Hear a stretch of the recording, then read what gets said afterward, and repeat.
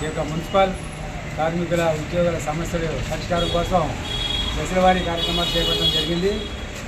ఈ నెల 20ని మన మున్సిపల్ కార్యాలయం దగ్గర ధర్నా చేయడం జరిగింది. ధర్నా చేస్తూ కమిషనర్కి మనం ఏదైతే డిమాండ్ మీద రిప్రజెంట్ ఇవ్వడం జరిగింది. అలాగే 22ని శాసనసభ్యుల దగ్గరికి వెళ్ళి రాష్ట్ర వ్యాప్తంగా వాళ్ళకి డిమాండ్తో నోటీస్ ఇస్తూ ఈ యొక్క సమస్యల్ని ముఖ్యమంత్రి గారి దృష్టికి తీసుకెళ్ళమని చెప్పి మెమోరాండం ఇవ్వడం జరిగింది. అలాగే 24న జిల్లా కలెక్టర్ కార్యాలయం దగ్గర ధర్నా చేస్తూ ఆ కలెక్టర్ గారికి కూడా ఈ యొక్క సమస్యల మీద మెమోరాండం ఇవ్వడం జరిగింది. ఏదేమైనప్పటికీ మున్సిపల్ కార్మికులకి అన్ని పెండింగ్ సమస్యలు ఉండిపోయినాయి.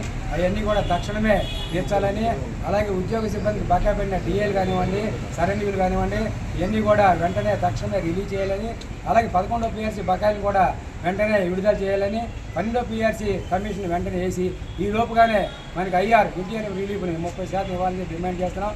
అలాగే అవుట్ సోర్సింగ్ కాంట్రాక్ట్ సిబ్బంది ఎన్నామని డిక్లేర్ చేసి వాళ్ళకు కూడా సమాన పనికి సమాన వేతనం ఇవ్వాలని, ఎవరైతే రిటైర్ అవుతున్నారో అవుట్ సోర్సింగ్ కాంట్రాక్ట్ సిబ్బంది ఎన్నామని వాళ్ళకి మినిమం పెన్షన్ 10,000 రూపాయలు ఇవ్వాలని చెప్పి డిమాండ్ చేస్తున్నాం.